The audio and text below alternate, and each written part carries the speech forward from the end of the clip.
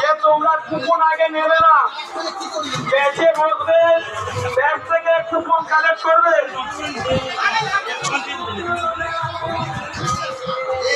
YouTube সারা পৃথিবী দেখবে, নতুন চ্যানেল খুললাম ভাই।